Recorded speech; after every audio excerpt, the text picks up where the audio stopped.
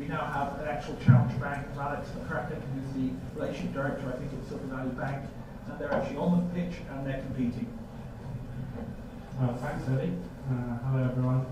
Just some background on me. I joined in 2010 to help launch the UK bank. We launched actually last summer, 2012. We've actually been in market in the UK since 2004, lending to VC-backed companies to a small degree, between £1 and £5 million into VC-backed, venture capital-backed companies. Then the team decided that we were going to launch to be just like our US parent. So I'll give you a bit of background on that, but it took nearly 4 years to get through the FSA process. There was a small thing called a banking crisis that they were dealing with.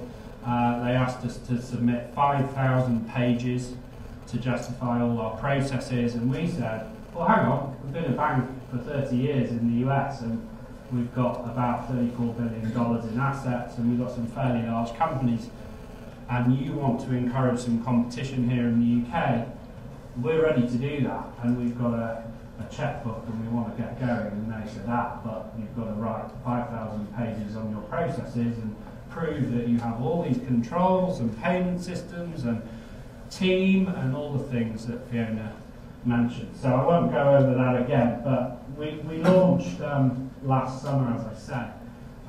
So I was asked to outline today what are, how do we compete, how do we challenge against the big four on the high street. And the key is we picked our niche.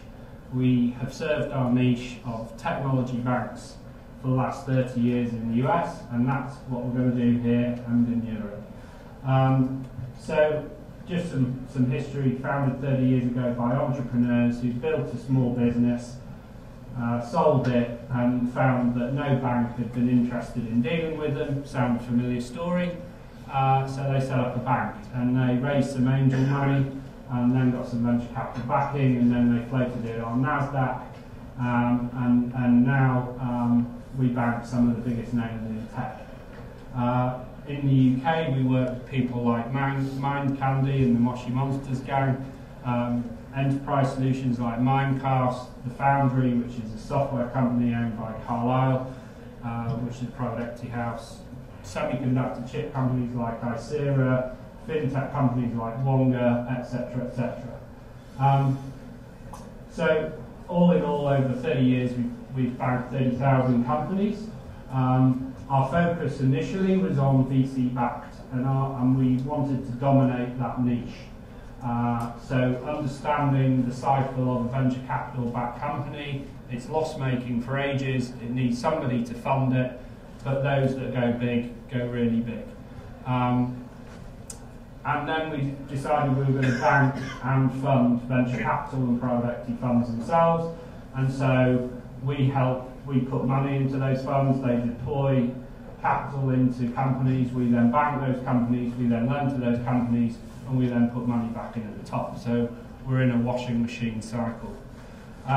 We're an online bank, so we use other people's branch networks. Here we use the RBS network, branch network, so it allows us to have a global footprint, but with only 1,400 employees, and we use everybody else's bricks and mortar. So in the US, we have 27 offices across the states from East Coast to West Coast. We've actually only got 6 offices in Silicon Valley itself, or the environs, but also Israel, India, China. China, we have a joint development bank as well with the Shanghai Pudong Bank, which was another interesting process. Launching in China was a very, very different story, but that's for another day, I think. So what do we offer?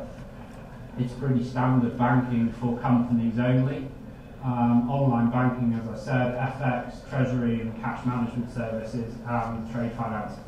So far so good. That doesn't really make us any different to anyone else. We just try and focus it on tech companies.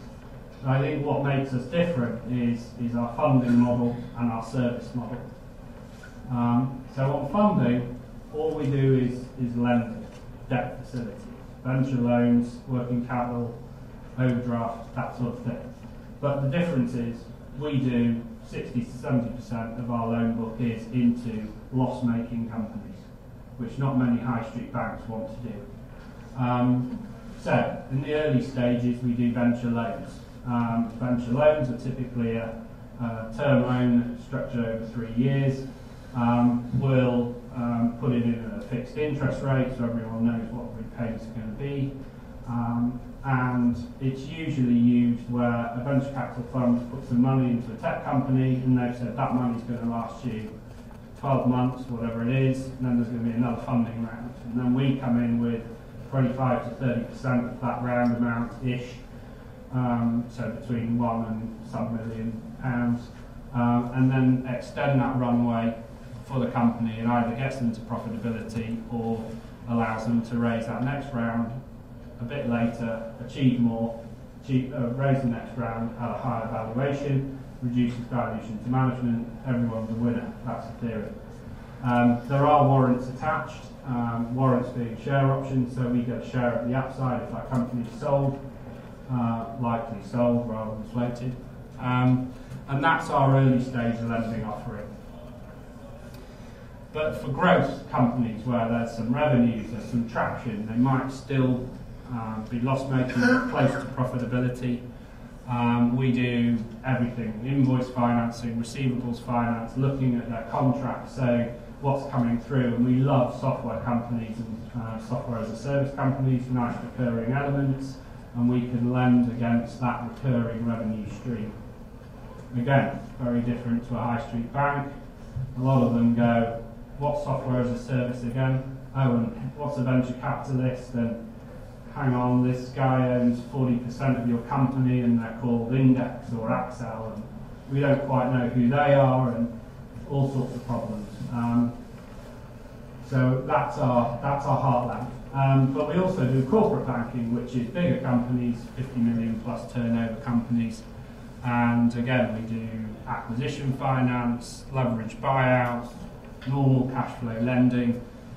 The difference is we get tech. So we'll advance greater amounts of capital to those companies if they've got IP as an asset or know-how. We don't particularly finance companies with a load of property or equipment, which a large high street bank might say, oh, hang on, you don't have any assets. Oh, I can't lend to you. We'll say, oh, you're an innovative company with a differentiation and you're well backed and you're serving this niche. We love that. So that's how we differentiate. The key bit, really, why companies want to come and bank with us initially is our added value. Now, everyone talks about this, and I'm a former entrepreneur. I co-founded a business, and I went through 3 banks, and they kept ballsing up my statements and charging me for things that they hadn't done. And then they kept talking about added value. Oh, we do this. And they never made a single connection that resulted in business for me, sales, or gave, financed a supplier and then put that supplier in touch with me and said, hey, they could actually do some stuff for your business. But that's exactly what SVB do, and that's why I joined them. So the key areas we differentiate on: niche, knowledge, network. Niche, technology, we get it. But the difference is our 1,400 relationship managers do understand technology. So if you ring up and say, I'm a payments supplier to tier 1 banks and I'm better than the leading incumbent to your company, we get that, and we'll say, come and talk to our IT team. We also then network properly. We have quarterly dinners with VCs for companies appropriate to their stage and their sector.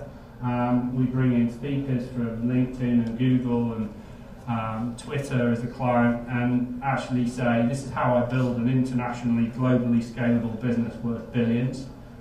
Here's some key messages. And then finally, knowledge in terms of due diligence. We've got 30,000 companies of every stage and sector in the US. Someone comes to us with a request for credit, and we just bring up the appropriate manager in the US and say, I've got a company, it's in roughly this sector, how's that sector doing? And they go, no, really well actually, operational metrics are generally trending upwards, VCs love to fund it, exits are good, it's going to be a good lend. Or they might say the opposite and say, don't touch it with the barge pole, things are going south, and that sector is generally heading sideways, and that trend will hit the UK probably in 6 months' time. So we can due diligence something within days, sometimes hours, not weeks. And the final bit is our managers this side of the pond actually do speak to our managers over at that side of the pond. So if somebody wants to set up a US bank account, A, they can do it from here, from our London office just by bank, which we set up there, by the way, because of the FSA being in Bank of England, and we thought that would be really helpful to our application. But anyway, even though we could literally see into their offices, it still took 4 years. It's getting better, it's getting better. It's getting better. All joking aside, I, as an entrepreneur, used a high street bank that I will remain nameless, but they said they were a global bank, so I thought, brilliant, we're exporting to the US, and there you go, I think I'll use them. And it was like dealing with 3 completely separate banks. Even though I was on their CRM system over here, and all our accounts were there, and the fact we'd banked with them for a while, actually, talking to the guys in the US, it was just like dealing with somebody new, except they were completely uninterested because we didn't have very many people in the US, and we were something like 30 miles away from their nearest branch, so that was really unhelpful. And that is pretty frustrating for an early stage company, as you can imagine, and we try and mitigate that. So one of the things we do, we have a small team that just loves to make connections. Even if it's not a transaction at the end of the day, we get more of a kick out of saying, oh right, you're this type of business and you're going to China. Did you know there's a really good exhibition for your types of company? And by the way, in China you need partnerships with bureaucrats who are going to really facilitate things. Why don't you talk to these sort of government officials? That sort of knowledge is what our guys like to do. I think, here's an example of a real company in the UK. It was literally fledgling revenues. It was 3 years of profitability at least, and that's the business plan, so in reality it could be 5 years. They received investment from a UK VC, and we layered in a venture loan alongside that round, and that pushed their next round out by about 8 to 12 months. We operated a UK bank account for so far, so basic. But then they said, we want to do a fishing trip over in the US and find some US funds who are going to invest in us at the B round and help us with our US market entry. We said, we might be able to help with that. So we introduced them to 5 VCs in the East Coast area near New York. 4 weeks later, they got a term sheet from 3 of them, one of which they chose, who invested $9 million in the B round. So we set them up for their US bank account to receive that B round, and introduced them to High Street Partners, which is, we've invested in this company called High Street Partners, who basically help companies internationalise and find the right service providers in whatever market, and help them with local regulations and setting up, and regulations can be extremely different in different territories. And then as they grew, and now they're in several different countries, we put in additional working capital to help them grow, and that scales with their business as their revenues grow, as well as an additional loan. And lastly, we have a corporate team that liaises only with big corporates, and those big corporates tell our team, we want to get to know these sorts of companies at this sort of stage in these sorts of sectors. And rather than those big corporates employing investment bankers and paying broking fees, they just talk to SVB and say, okay, do you know any companies? And so we like to make intros for our clients to those corporates in a sort of fairly intimate way at dinners and private sessions at big tech events, and we'll have a room to make those intros. So before I finish, we get quite a few companies come to us and say, hey, we service banks, or we're a software company and we've got fintech clients, can we talk to SVB? And so just how to approach a bank, I guess. Sorry for those of you that know this, but some come along and they're quite new, and what many banks want actually is tried and tested. So the greater the traction you have, the better. With SVB, point to note, our US parent is the one with the IT team, the CIO. It's that person that you need to impress. So even if you come in through somebody you get to know in the UK and say, this is what we do, firstly you have to say to that person, this is the value proposition to your business unit or you, or your bank, but here is the value prop. I might be really good in these areas and serve these clients, and here are the case studies. But initially, if you're going through somebody who is an influencer but not a CIO, do not talk technically at them, talk value proposition. Secondly, then that person, i.e. someone like me, might say, but our parent and our CTO and our guy with the budget and the checkbook and the people that are going to test your solution are all in the US and they're in Santa Clara, in our case. And the first question they're going to say is, what US banks do you serve? Because they're not going to pick up anything that's not been tried and tested by somebody else. And the final thing is they've got to know that you are capable of operating at scale in multinational territories before they're really going to consider it. So we do pick up technology, all banks do, but I'm just saying from SVB's experience, those are the sort of processes and recommendations that we would suggest if people were approaching us. But happy to answer any questions, and I hope I've sort of given a bit of flavour of how we differentiate and try and compete as a new bank in this market. Thank you very much.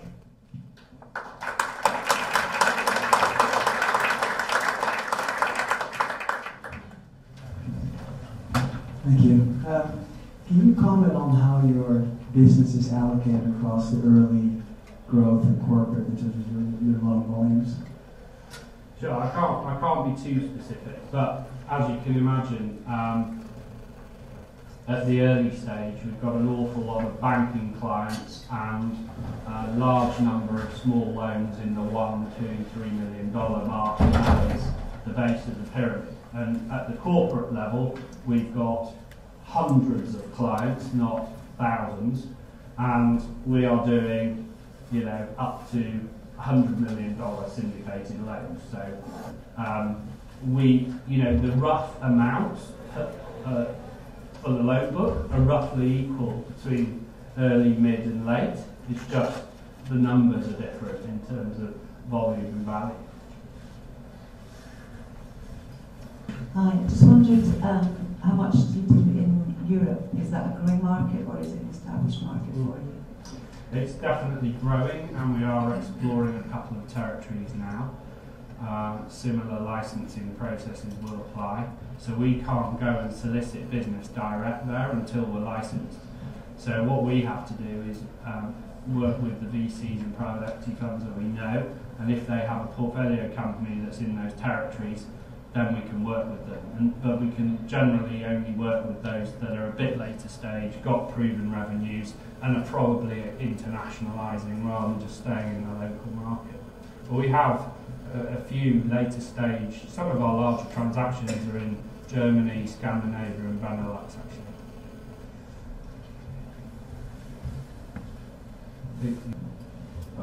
Two questions. The first one's really quick. Are you a full service bank?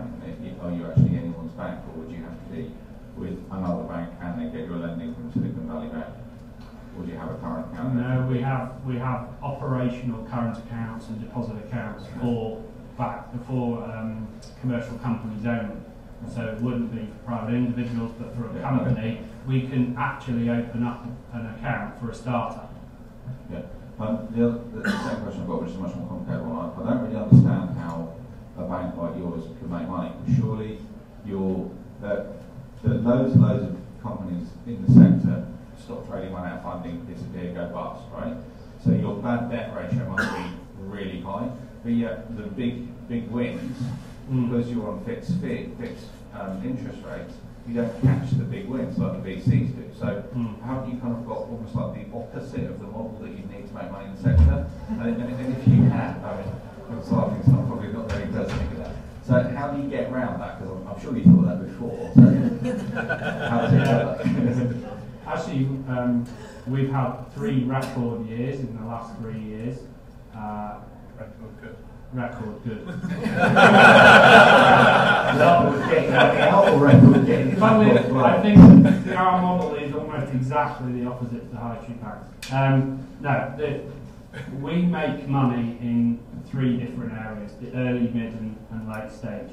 In the early stage, we avoid bad loans. In London, in fact, in the last 8 years, we've never actually had an impaired loan that's gone completely wrong and we've lost money. In fact, we've actually overestimated that and never actually had a problem. One of the reasons that is because A, we due diligence the companies, we're reasonably selective on what we lend to, and we don't say yes to everything. And a lot of that is driven by what the US team say is going well versus not going well in sector terms. The second thing is we've got a lot of relationships with venture capital funds.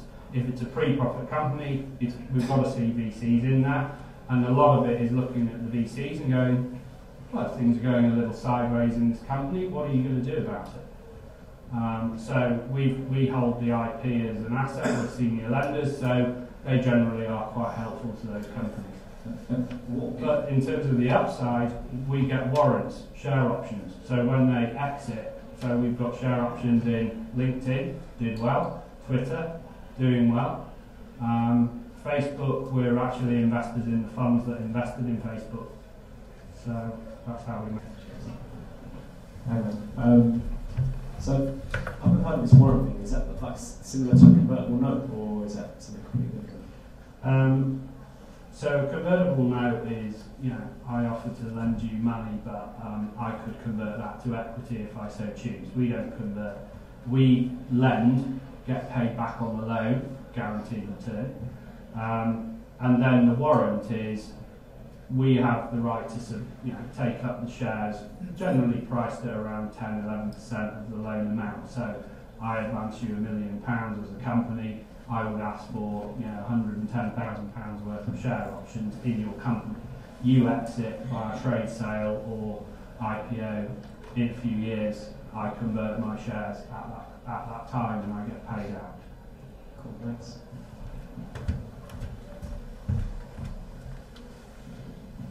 So I think this is an interesting strategy for Europe and the US. In terms of China, in terms of evaluating risk and identifying these early stages also with VC partners, are you approaching that with a different model, or is it the same strategy that you're using here?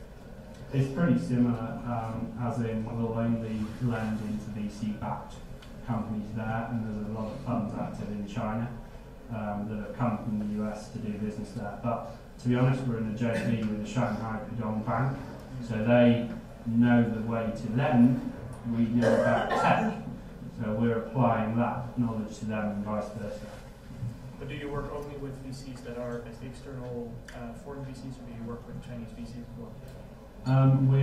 We're doing both at the moment. Initially, when we were there exploring, we were there with some of the US VCs initially, because that's our heartland, and those we had strong relations with. Now we're working with those that the Shanghai Pudong Bank has got relations with.